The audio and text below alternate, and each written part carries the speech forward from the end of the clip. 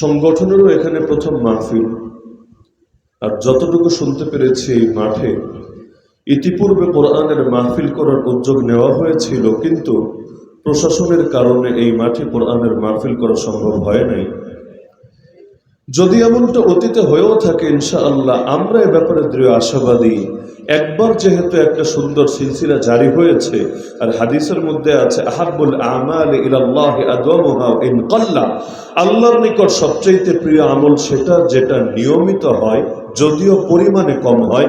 তাহলে একবার যেহেতু এখানে বাধাহীনভাবে কোরআনের মাহফিলের আয়োজন হয়েছে, ইনশাআল্লাহ আগামীতেও আর কোনো জালেম পারবে না এই কোরআনের আয়োজনকে রুখে দিতে।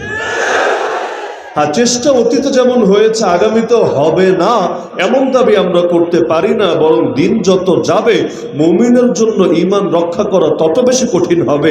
এক পর্যায়ে ঈমান রক্ষা করা এত জটিল হবে, হাতের মধ্যে আগুন রাখা যতটা কঠিন, নিজের ঈমান হেফাজত করা হবে ততটা কঠিন। লেকিন আমি মনে করি এই দেশ যেহেতু মুসলমানদের দেশ, এখানে অধিকাংশ মানুষ যেহেতু মুসলমান, আর আপনাদের জেলার নাম বিভাগের নাম হলো মোমেনশাহী। আগে লোকে বলতো ময়মনসিংহ, কিন্তু এখন আপনারা বলেন মোমেনশাহী। তো মোমেনশাহীর মানে কি? মানে তো এটা যেখানে চলে মুমিন আর মুসলমানদের শাহানশাহী। এটা আবার কেমন শাহানশাহী যে আল্লাহর জমিনে আল্লাহর বান্দা আল্লাহর কিতাবের কথা বলবে, কিন্তু শয়তানের গোলামরা সেটা বলতে দেবে না, সেটাকে বাস্তবায়ন হতে দেবে না। আরে আল্লাহর জমিনে যদি আল্লাহর বান্দাদের শাহানশাহী চলে, ইনশাআল্লাহ বাতিল তাদের সামনে মাথা উঁচু করেও দাঁড়াতে পারবে।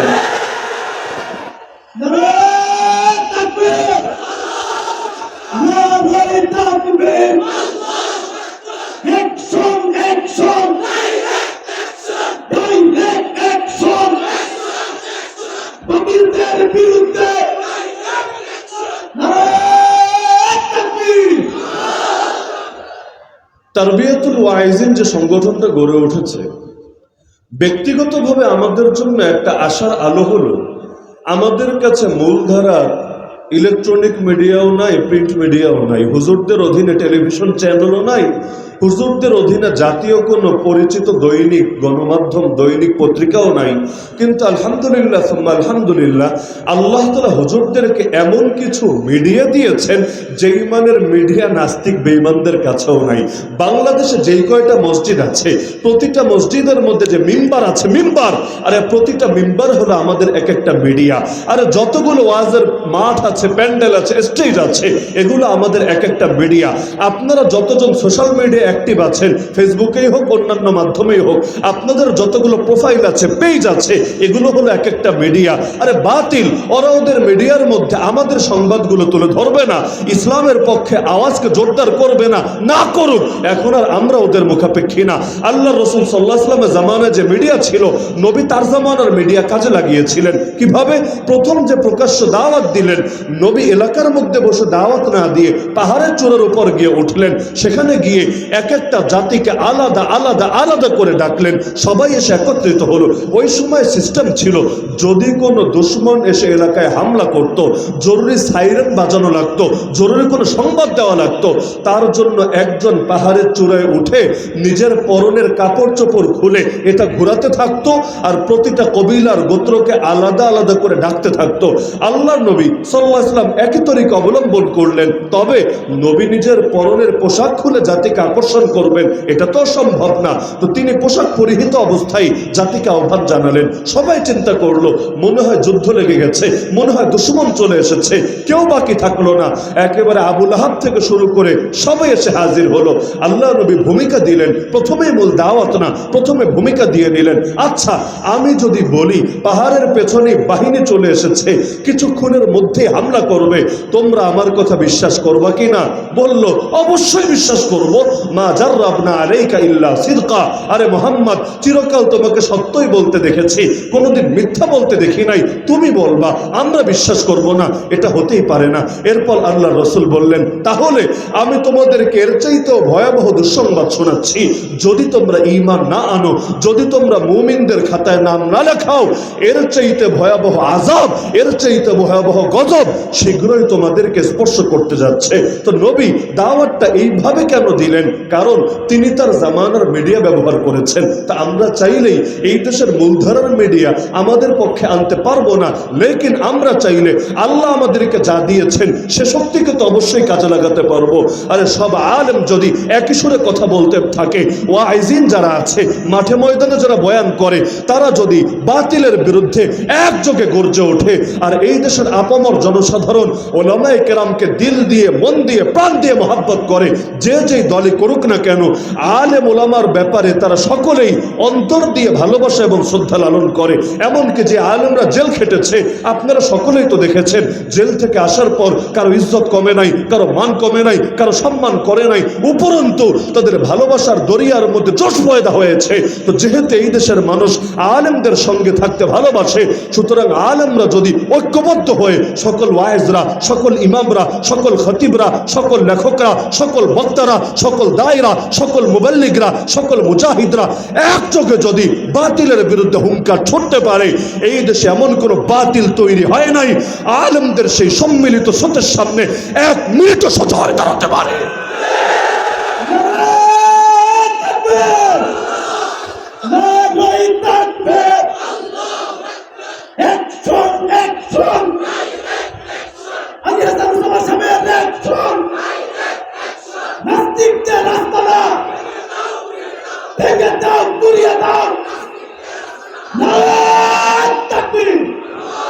এমনকি মস্তিষ্কের মধ্যে কথাটা গেঁথে রাখবেন, রাজনৈতিক একক শক্তির চাইতে জনতার সম্মিলিত শক্তি বহুত পাওয়ারফুল। এই যে ফ্যাসিস্ট আর স্বৈরাচারকে বিদায় করার জন্য কোন রাজনৈতিক দলটা এমন আছে বাস্তবেই যারা দালালি করে না, লেকিন রাজনীতি করে, কিন্তু তাদেরকে গদি থেকে নামানোর জন্য বিগত 15.5 বছর চেষ্টা করে নাই, এমন দল কে আছে? চেষ্টা বহুতবারই হয়েছে, রক্ত বহুতই দিয়েছে, আর জেলে এত পরিমাণ খেটেছে, এগুলো হিসাবের বাইরে। যারা রাজনীতি করে, কেউ এসে বলে হুজুর 100 মামলা, কেউ বলে 200 মামলা। আমরা কাশিমপুর কারাগারে এমন এক লোক দেখেছি বিএনপির, তার নামে বেশি না, মাত্র 313টা মামলা। তো মামলা যে কম খেয়েছে বিষয়টা এমন না, কষ্ট যে কম করেছে বিষয়টা এমন না, লেকিন ইতিপূর্বের আন্দোলনগুলো সফলতার মুখ দেখে নাই, এবার কেন সফলতার মুখ দেখলো? আমি যতটুকু বুঝি মূল কারণ এটাই যে এবারের আন্দোলন কোনো বিচ্ছিন্ন দলের আন্দোলন না, এবারের আন্দোলন কোনো ব্যক্তি বিশেষ, কোনো দল বিশেষের আন্দোলন না, এবারের আন্দোলন ছিল দল মত নির্বিশেষে সকল পরিচয়ের ঊর্ধ্বে উঠে জনতার আন্দোলন, ছাত্রদের আন্দোলন, শ্রমিকদের আন্দোলন, কৃষকদের আন্দোলন, ইসলামপন্থীদের আন্দোলন। কোনো ভেদাভেদ যেহেতু ছিল না, সকলে মিলে আন্দোলনে নেমেছে। যে আন্দোলন শুরু হতে দেরি, বাতিল লেজ গুটিয়ে পালাতে দেরি হয়। তাহলে এই দেশের অধিকাংশ মানুষ যেহেতু ধর্মকে ভালোবাসে, তা আলাদা করে রাজনীতি করেন বা না করেন, লেকিন এই ধর্মীয় চেতনাটাকে একযোগে কাজে লাগিয়ে দেখেন না। আরে কয়েকদিন আগে গোটা বাংলাদেশটাকে ভরে ফেলেছিল মূর্তি দিয়ে, মূর্তি।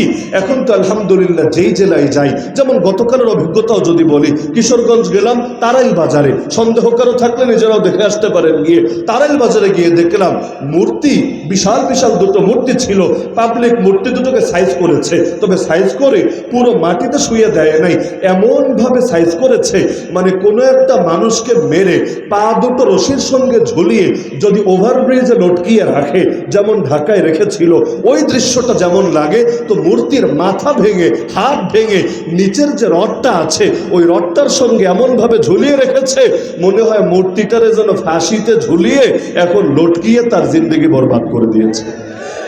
তো এখন একজন আমাকে প্রশ্ন করলো যে হুজুর যদি এমন হয়, মূর্তি ভাঙলো, কি হলো এতে? 2 দিন পর যদি আবার গড়তে আসে? আমি বললাম, জনতা একবার যদি রক্ত দিতেই শেখে, একবার যদি গর্জে উঠতেই শেখে, একবার যদি ঐক্যবদ্ধ হয়ে আন্দোলন নেমে আসে, আরে সেই জাতিকে কেউ পারে না দমিয়ে দিতে। যেই জাতি একবার ভাঙতে পারে, 2 দিন পর কেউ যদি গড়তে আসে, যারা গড়তে আসবে ওদের হাতগুলো ভেঙে টুকরা টুকরা করে দিতে পারে। তাহলে জনতা ঐক্যবদ্ধ থাকলেই চলে। যেমন ধরেন মাহফিল, একসময় বাংলাদেশে মাহফিলে প্রচুর বাধা দেওয়া হতো, নাকি হতো না? 1 নম্বরে নেতার সন্তুষ্টি লাগবে, নেতার নাম হুজুরের নামের উপর দিতে হবে, না হলে নাকি মাহফিল করা যাবে না। নাউযুবিল্লাহি মিন যালিক। এমনকি অনেক নেতা পয়সাও দেয় না, কিন্তু ও যদি ওর নাম উপরে না রাখা হয় মাহফিলি করতে দিবে না। দ্বিতীয়ত থানায় থানায় ঘোরা লাগবে। কিছু ওসি ছিল চর্ম, মানে এদের গায়ের মধ্যে চুলকানি একটু বেশি থাকতো, কেউ হয়তো ভিন্ন ধর্মের, কেউ হয়তো নামধারী মুসলমানেরই, এরা শর্ত লাগাতো হ্যাঁ মাহফিল হবে, তবে আসমানের উপরের কথা বলা লাগবে, মাটির নিচের কথা বলা লাগবে, মাঝখানের গুলো টানা যাবে না।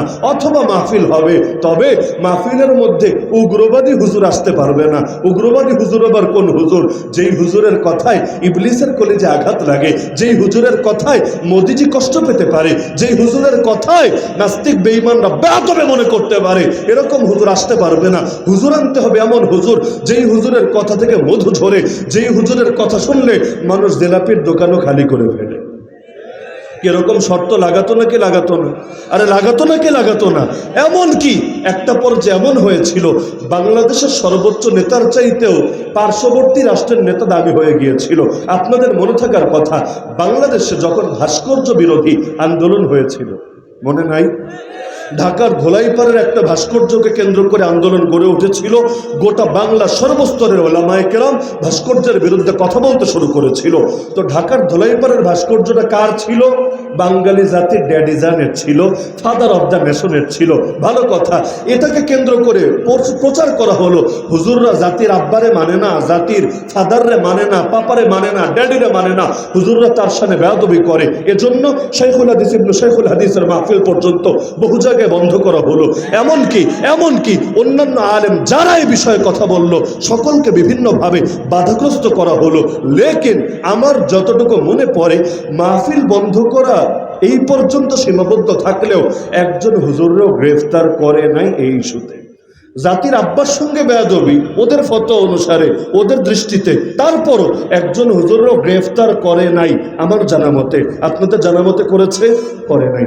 লেকিন পার্শ্ববর্তী রাষ্ট্র থেকে মোদিজান যখন আসলো বাংলাদেশে, হুজুরদের দাবি খালি এটাই ছিল, গুজরাটের কসাই এমনকি উগ্র হিন্দুত্ববাদী জঙ্গি নেতা কিছুতেই ঢুকতে পারে না বাংলার জমিনে। কারণ জঙ্গিবাদ বলতে ওরা বোঝায় ধর্মের নামে যে সন্ত্রাস হয় তারা জঙ্গিবাদ বলে। তো মোদি যে সন্ত্রাস করেছে নাস্তিকতার নামে করে নাই, সেকুলারিজমের নামে করে নাই, ধর্মের নামেই করেছে। ওরা ধর্মের নামেই কাশ্মীরে মুসলমান মারে, ওরা ধর্মের নামেই গুজরাটে মুসলমান মেরেছে, ওরা ধর্মের নামেই বাবরি মসজিদ ভেঙে রাম মন্দির বানিয়েছে, ওরা ধর্মের নামেই এখন রামরাজ্য করতে চায়, এই কথা প্রকাশ্যে দিবালোকে বলছে। তো ধর্মের নামে যখন রক্ত ঝরাচ্ছে, ও যদি জঙ্গি না হয় পৃথিবীর বুকে জঙ্গি কে হবে?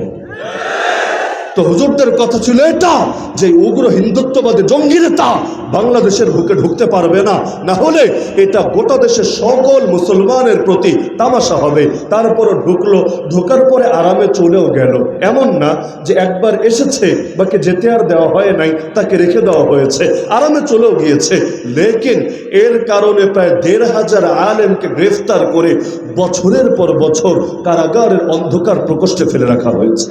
কেউ তো ফিরে এসেছে অসুস্থ শরীর নিয়ে, কেউ তো ফিরতেও পারে নাই। আরে আমরা তো নামগুলো মনে রাখি নাই। কাশিমপুরে যাওয়ার আগে ঢাকা কেরানীগঞ্জ কারাগারে যখন গেলাম, কেন্দ্রীয় কারাগারে, সেখানে গিয়ে জানতে পারলাম কিছুদিন আগে হেফাজত মামলায় গ্রেফতার হয়েছিলেন নারায়ণগঞ্জের একজন প্রসিদ্ধ আলেম মাওলানা ইকবাল। আপনাদের ময়মনসিংহে হয়তো প্রসিদ্ধ না, নারায়ণগঞ্জে প্রসিদ্ধ মাওলানা ইকবাল। আল্লাহর বান্দার উপরে এমন জুলুম হয়েছে, আর জেলে আসার পরও তার নিয়মিত যে ওষুধগুলো খাওয়া লাগতো বাহিরে, কোনো ওষুধ দেয় নাই, কোনো চিকিৎসা দেয় নাই। ধুকে ধুকে কেরানীগঞ্জ থেকে লাশ হয়ে বের হয়েছে। বড় দুঃখ লাগে, আমাদের হুজুররা যদি মরে তাদেরকে নিয়ে তাদের নামগুলো স্মরণ করার পর্যন্ত লোক থাকে না। সালাম বরকত, রফিক জব্বরের নাম যেভাবে স্মরণ করা হয়, শহীদ আবু সাইদ, শহীদ মুগ্ধ, আমরা তাদেরকে ভালোবাসি, তো তাদের নামগুলো যেভাবে স্মরণ করা হয়, কেন যেন শ্রেষ্ঠ শ্রেষ্ঠ আলেমদের নামগুলো এভাবে স্মরণ করা হয়? অথচ এই আওয়ামী ফ্যাসিবাদের আমলে এই যে জুলুম করে লাশ বানিয়ে তাকে পাঠানো হলো, শহীদ আল্লামা দেলোয়ার হোসেন সাইদি, আমি দায়িত্ববোধের সঙ্গে শহীদ বলছি, শুধু তাকে শহীদ না, আল্লামা বাবুনগরীকেও আমি শহীদ মনে করি, আল্লামা নূর হোসেন কাসিমিকেও আমি শহীদ মনে করি। এই যে জালেমরা একের পর এক মানুষকে যে মেরেছে, এই যে এত এত জুলুম করেছে, কিসের জন্য? কিসের জন্য? দলিল তো একটাই দিবে যে নেতাজির সঙ্গে, পার্শ্ববর্তী রাষ্ট্রের নেতাজির সঙ্গে বেয়াদবি করেছে।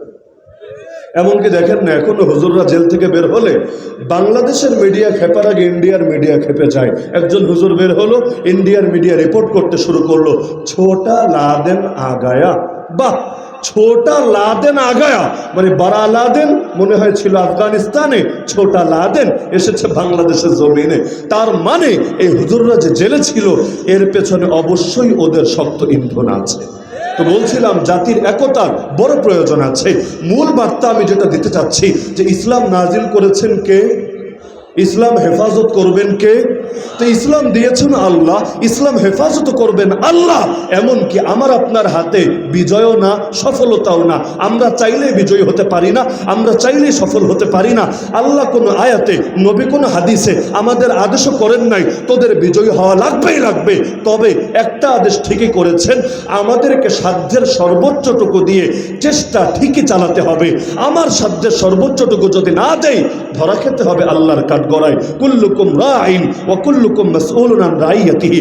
নবী বলেছেন তোমরা প্রত্যেকে দায়িত্বশীল, প্রত্যেকে নিজের দায়িত্বের ব্যাপারে জিজ্ঞাসিত হবে। আমিও দায়িত্বশীল, আপনিও দায়িত্বশীল, ফুলবাড়িয়ার মুসলমানরাও দায়িত্বশীল, বাংলার প্রতিটা মুসলমান দায়িত্বশীল।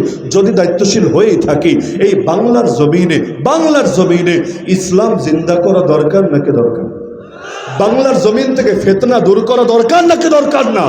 এই দেশে হিন্দুত্ববাদীরা যদি হিন্দুত্ববাদের কথা বলতে পারে, নাস্তিক্যবাদীরা যদি নাস্তিক্যবাদের কথা বলতে পারে, সেকুলাররা যদি সেকুলারিজমের কথা বলতে পারে, এমনকি এই শয়তানরা যদি পাঠ্যপুস্তকের মধ্যে, সিলেবাসের মধ্যে পর্যন্ত ওদের এজেন্ডাগুলো ঢুকাতে পারে, একবার ঢুকায় ট্রান্সজেন্ডারবাদ, একবার ঢুকায় ডারউইনের সেই বিবর্তন তত্ত্ব, একবার ঢুকায় গিয়ে বিভিন্ন গাঁজাখুরি আলাপ একের পর এক চলতেই থাকে। এমনকি বাংলাদেশ স্বাধীন হয়েছে, শয়তানি কিন্তু বন্ধ হয়নি। কি খবর আছে তো আপনাদের? দেশ স্বাধীন হয়েছে, নেতা পরিবর্তন হয়েছে, কিন্তু ওই সেকুলার আর নাস্তিকরা শয়তানি কিন্তু বন্ধ করে নাই। আর এত শয়তান একযোগে বিদায় করা সহজও না।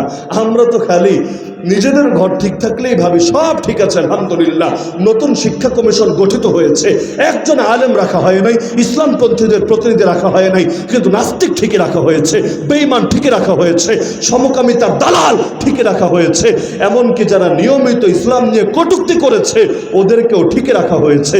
তো এরা যদি আগামী দিনে শিক্ষা সিলেবাস প্রণয়ন করে, আমাদের এই স্কুল কলেজ পড়ুয়া বাচ্চাদের ইমানের কি অবস্থা হবে? তো লড়াই কি শেষ হয়েছে না লড়াই এখনো চালু আছে?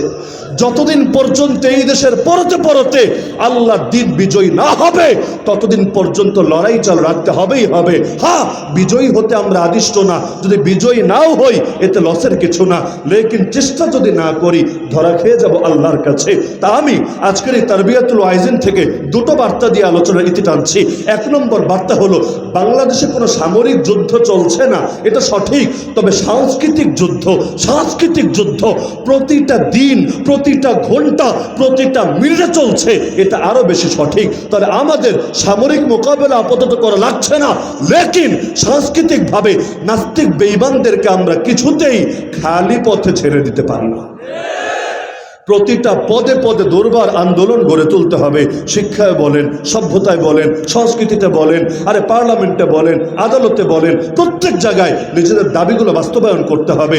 আমি মনে করি এখনই সময় সকল বিভেদ ভুলে ঐক্যবদ্ধভাবে সম্মিলিত বিষয়গুলো নিয়ে দাবি তোলার। যেমন কাদিয়ানি, বাংলাদেশের আইনে মুসলমান না কাফের? বাংলাদেশের আইনে কবে কাফের হলো? বাংলাদেশের আইনে মুসলমান, ইসলামের আইনে কাফের। বাংলাদেশের আইনে মুসলমান, ইসলামের আইনে কাফের। স্বাধীনতার বয়স হয়ে গেল 53-54 বছর, আজও পর্যন্ত ব্যর্থতা আমাদের, কপাল পোড়া আমাদের। আমরা কাদিয়ানীদের অমুসলিম ঘোষণা করাতে সক্ষম হলাম না। আমি মনে করি, আমি রাজনীতি করি না, রাজনীতির বুঝি না, আমি আমার ক্ষুদ্র মস্তিষ্কে মনে করি এখনই দরকার ছিল সবগুলো বড় বড় রাজনৈতিক দলের কাছে গিয়ে আমরা সম্মিলিতভাবে বার্তা দিয়ে আসব। ক্ষমতায় যেতে চাও, নির্বাচনে পাশ করতে চাও, ভালো কথা, আগে বাংলার আপামর মুসলমানদেরকে একটা ওয়াদা দিতে হবে, ওয়াদা, স্পষ্ট ওয়াদা, যে ক্ষমতায় যদি তোমরা যাও, আল্লাহ যদি তোমাদেরকে ক্ষমতায় নেন, ক্ষমতায় যেতে দেরি, পার্লামেন্টে আইন করে কাদিয়ানীদেরকে অমুসলিম ঘোষণা করতে দেরি হবে না। যদি ওয়াদা দাও আমরা আছি তোমাদের সাথে, যদি ওয়াদা না দাও গোটা জাতিকে আমরা জানিয়ে দেব। ওদের কাছে কাদিয়ানীদের বিপক্ষে দাবি নিয়ে গিয়েছিলাম, ওরা রাজি হয় নাই। এই দেশের 14 কোটি মুসলমানের ভোটের ওদের দরকার নাই, ওদের দরকার কয়েক হাজার কাদিয়ানির ভোট। ওদের দরকার এই কাদিয়ানীদেরকে খুশি করে ইংল্যান্ড এবং আমেরিকা, এই পশ্চিমা বিশ্বের নেক নজর। তো যেই জাতি এই জাতির দাবি রক্ষা করে না, যেই সরকার এই দেশের দাবির সঙ্গে একমত হয় না, ওই সরকারকে তাকে বাংলাদেশে আমরা দেখতেও চাই না। এগুলো এখন বলবেন নাকি নির্বাচনের পরে বলবেন? আরে বলেন না, এখন বলবেন নাকি নির্বাচনের পরে বলবেন? এখন যদি সবাই সবার দাবিগুলো নিয়ে মাঠে ময়দানে সরব হতে পারে, আমরা পিছিয়ে থাকবো কোন দুঃখে? লালনবাদীরা পর্যন্ত খেপেছে। লালনবাদী চিনেন? লালনবাদী বুঝেন? মানে যাদের ইসলামের সঙ্গে মোহাম্মদুর রাসূলুল্লাহ সাল্লাল্লাহু আলাইহি ওয়াসাল্লামের ইসলামের কোনো সম্পর্ক নাই, ওই আউল বাউল। আপনাদের ময়মনসিংহ আছে, সদরের মধ্যে আছে, আছে না? এই যে বাউল টাইপের ইসলামিস্ট যারা, ওরা পর্যন্ত সারা দেশে পরিকল্পিতভাবে আয়োজন করে করে নিজেদের কুফরি এবং শিরকি ধর্ম প্রচারে নেমে পড়েছে। তা আমরা পিছিয়ে আছি কোন দুঃখে? আমাদের দাবি হক, আমাদের দিন হক, তা আমরা পিছিয়ে থাকার কোনো কারণ নাই। ওরা কথা বলবে যে আওয়াজে, আমরা কথা বলবো ওদের চাইতে 10 গুণ বড় আওয়াজে। পারবেন না ইনশাআল্লাহ? আর সর্বোচ্চ কি হবে? দুইটার যে কোনো একটা হবে। এক নম্বরে গালি খাওয়া লাগবে। দ্বীনের কাজ করবেন কিন্তু গালি খাবেন না, এটা নবীরাই পারেনি, আপনি পারবেন কোত্থেকে? ওয়ালা ইয়াখাফুনা লাওমাতা লাইম। কোরআন বলে দিয়েছে আল্লাহর প্রিয় বান্দাদের 6টা গুণ আছে। এর মধ্যে একটা গুণ হলো নিন্দুকের নিন্দার পরোয়া করে না। কারণ গালিবাজের গালিকে যে ভয় করে, সমালোচকের সমালোচনাকে যে ভয় করে, নিন্দুকের নিন্দাকে যে ভয় করে, সে কখনোই আল্লাহর দ্বীন কায়েমের পথে অটল এবং অবিচল থাকতে পারে না। তো 1 নম্বর ঝামেলা হলো গালি খাওয়া লাগবে। গালি খেতে পারবেন না? সুবহানাল্লাহ, আলহামদুলিল্লাহ জিকির করলে যে সওয়াব, আমি ফতোয়া দিচ্ছি স্পষ্টভাবে, আল্লাহর দ্বীনের কাজ করতে গিয়ে গালি খেলে এর চাইতে 1000 গুণ বেশি সওয়াব। এই যে কলেজ ভার্সিটির ছেলেপেলে যারা আছে, গিয়ে জিজ্ঞাসা করেন ওরা যদি দাড়ি রাখে লোকে গালি দেয় কিনা, যদি সুন্নতি লেবাস পরে লোকে গালি দেয় কিনা, মেয়েরা যদি পর্দা পশিদা হিজাব নিকাব পরে ওদেরকে বিভিন্নভাবে টিটকারি করে কিনা। বলবেন কারা করে? দুষ্ট ছেলেরা মনে হয় করে। আরে কিসের দুষ্ট ছেলে? এই স্বাধীন বাংলারই তো কথা।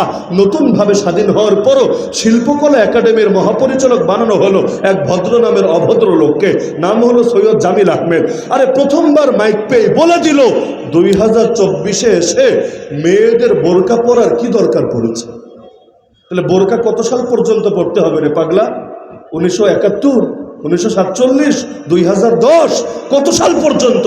বোরকার কি আবার এক্সপায়ার ডেট আছে নাকি? নাউযুবিল্লাহি মিন যালিক। তো নারী বোরকা পরবে, এতে ওদের শরীরে আগুন জ্বলবে। তবে নারী যদি পোশাক ছোট বানাতে বানাতে শরীরের গোপন অঙ্গগুলো অনেকটা স্পষ্ট করে তুলতে পারে, বলবে না মেয়েটা মাশাআল্লাহ আধুনিক মোনা, বিজ্ঞান মনস্ক, এটা তার পোশাকের স্বাধীনতা। এগুলো নিয়ে মোল্লা মুন্সিও কিছু কথা বলার অধিকার রাখে না। তো পোশাক ছোট করা যদি মেয়েদের অধিকার হয়, বড় পোশাক পরা তাদের অধিকার হবে না কোন দুঃখে? আরে মেয়ের গায়ে পোশাক দেখলে তোমার যদি গা জ্বলে, তো 2024 সালে এসে তুই বেটা বান্দরের পুত, ডারউইনের পোলা নাতি, তোর পোশাক পরার কি দরকার পড়েছে? আমাদের দেশে বান্দর হনুমান পোশাক পরে না। তুই আগে তোর গায়ের পোশাক খোল, শার্টও খোল, প্যান্টও খোল, প্যান্টের ভেতর যা আছে তাও খোল। এরপর শাহবাগে গিয়ে সোজা হয়ে দাঁড়া, তারপর জাতির উদ্দেশ্যে বল যে আমরা জাতিকে পোশাকে দেখতে চাই না। নিজের গায়ে পোশাক থাকবে, নিজের গায়ে পোশাক থাকবে, কিন্তু আমাদের মা বোনদের গায়ে স্বাধীনভাবে পোশাক পরতে দিবা না। এই ফাইজলামি এই বাংলাদেশে কিছুতেই মেনে নেওয়া হবে না।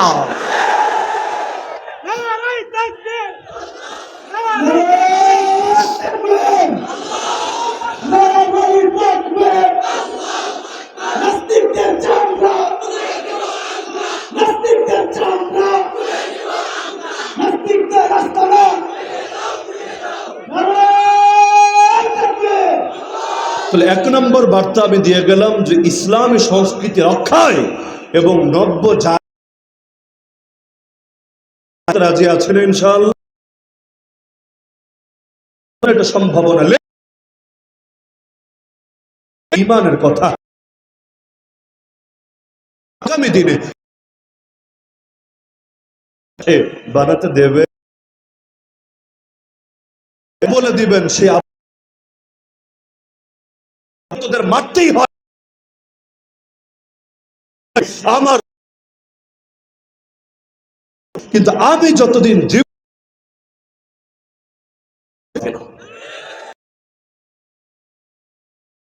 স্থানের উপর বানাবে জিন্দা আছে, সেই দুর্গন্ধ ঢুকতে দেবে না। বাধা দেওয়া হয় হোক অথবা যত মাহফিলে যৌক্তিক লাগিয়ে চুপ করে বসে থাক, বহুত হয়েছি, আর পথ আর কিছুতেই বন্ধ করতে আসো, পারলে কাফনের কাপড় কেনার টাকা না থাকে তার বিয়াতুল ওয়াইজিনের জিম্মাদারদের সঙ্গে হুজুরদের সঙ্গে বাস্তানি কইরো, না হলে একবার আসবা শরীরের আস্ত চামড়া নিয়ে, লেকিন যাও যে কোনো ইসলামী সংস্কৃতি রক্ষায় সকলে একযোগে ময়দানে নেমে আসবেন। কে কোন দল, কে কোন গ্রুপ, কে কোন শাখা, ইসলামের ক্ষেত্রে মনে থাকবে তো ইনশাআল্লাহ। আর আমার দ্বিতীয় বার্তা এবং আজকে শেষ বার্তা, যে দ্বীনের পথে চলতে গেলে বাধা যাচাই করে নেবেন, ইমানে ভেজাল আছে। কারণ ইমান থাকলে নবী বলেছেন ইউবতালার রাজুলু বিহাসাবি দীনিহি, যার দিনদারি যতটুকু তার বালা, পরীক্ষা যত বড় হবে পুরস্কারও তত বড় হবে। সংগঠনও নতুন না, সংগঠনও তো নতুন। হ্যাঁ, আবার ফুলবাড়িয়ার মধ্যে তো আরো নতুন। কেন্দ্রে যেই কয়দিন হয়েছে ফুলবাড়িয়া বয়স আরো কম হয়েছে। আমি এখানে সংগঠনের সকল দায়িত্বশীলদেরকে বলছি, কোরবানি দেওয়ার জন্য তৈরি থাকে। দিনের কাজ করবেন কিন্তু ঝামেলা হবে না, এটা অতীতেও কোনো দিন হয় নাই, আগামীতেও হবে না। লেকিন যত ঝামেলা হোক আমরা অটল অবিচল থাকবো, ঐক্য নষ্ট হতে দেব না। কি পারবেন না ইনশাআল্লাহ? নিজেরা ঐক্য নষ্ট হতে দেব না। তো বলবেন সবার সামনে বলার কি দরকার? বলার দরকার এটা, সকলে ঐক্যবদ্ধ যাতে থাকতে পারে এবং ঐক্যবদ্ধভাবে দ্বীনের খেদমত একযোগে করতে পারে, এজন্য যার যতটুকু সম্ভব সাহস জুগিয়ে হোক অথবা মনোবল বাড়িয়ে হোক, যে কোনো ডাকে পাশে থেকে হোক, করতে পারবেন না ইনশাআল্লাহ? পারবেন না ইনশাআল্লাহ? আল্লাহ সবাইকে তৌফিক দান করুন। তা আলোচনা শেষ করব জাস্ট একটা সূরা যেটা আমি খুতবার মধ্যে পাঠ করেছি, এটার সামান্য একটু টাচ দিয়ে, না হলে আমাকে আবার যেতে হবে বহু দূরে। বয়ান তো ছিল বাদ আসর, রাস্তার জ্যামে জ্যামে হয়ে গেল বাদ মাগরিব। তো যেই সূরাটা আমি পাঠ করেছি সূরা কাউসার, ইন্না আতাইনাকাল কাউসার ফাসাল্লি লিরাব্বিকা ওয়ানহার ইন্না শানিআকা হুয়াল আবতার। 3 আয়াত থেকে 3টা। হে নবী, নিশ্চয়ই আমি আপনাকে দিয়েছি সর্বময় কল্যাণ। আল কাউসার মানে শুধু হাউজে, সর্বময় কল্যাণ আমি আপনাকে দিয়েছি। কেন বলছেন? কারণ চারদিকে সবাই শুধু বকাঝকা করে, সবাই শুধু জানি হত্যা করে ফেলতে চায়, যে কোনো মূল্যে মক্কা ছাড়া করাতে চায়। তো চারদিকে যখন, এখান থেকে মুমিনকে আল্লাহ একটা সবক দিচ্ছেন যে যে কেউ যদি মুসিবতে হবে, আল্লাহ নবীর বিশুদ্ধ হাদিস আছে, মান আজ্জা মুসাবান ফালাহু মিসলু আজরিহি, কেউ যদি মুসিবতগ্রস্ত ব্যক্তিকে সান্ত্বনা দেয়, সে বিপদে পড়ে যাবে। আমরা যখন কারাগারে ছিলাম, আলহামদুলিল্লাহ সুম্মা আলহামদুলিল্লাহ, মুরব্বীরা এত সান্ত্বনা দিতেন, আরে তাদের নিজেদের অবস্থা আমাদের চাইতে খারাপ। কেন? কারণ আমরা তো তাও নওজোয়ান মানুষ, চলতে ফিরতে পারি। এই যে জুনায়েদ আল হাবিব সাহেব, 3 জন মিলে তারে ধরে হাঁটাতে হয়েছে, একজন দুজন না, 3 জন মিলে, ডানে একজন বামে একজন, আর সামনে বা পেছন থেকে পরিচালনা করছেন আরেকজন। এমনকি প্রিজন ভ্যানে পর্যন্ত বসার অবস্থা নাই, কারণ কোমরে সাপোর্টটা পর্যন্ত দিচ্ছে না। আমি তো দেখে মাঝে মধ্যে কান্না চলে আসতো, চিন্তা করতাম আল্লাহর বান্দা কথা বলতো, এই সুস্থতা কি আর ফিরে আসবে? যদি আলহামদুলিল্লাহ সুম্মা আলহামদুলিল্লাহ জেল থেকে বের হওয়ার পর আল্লাহ রুহানি শক্তি দিয়ে দেন আলাদা করে। এই জুনায়েদ হাবিব সাহেবকে দেখলে, শাইখুল হাদিস ইবনে শাইখুল হাদিসকে দেখলে মনেই হয় না কাজ নিয়ে হাঁটা লাগতো। কিসের শক্তি? আমার কাছে মনে হয় এটা দৈহিক শক্তি না,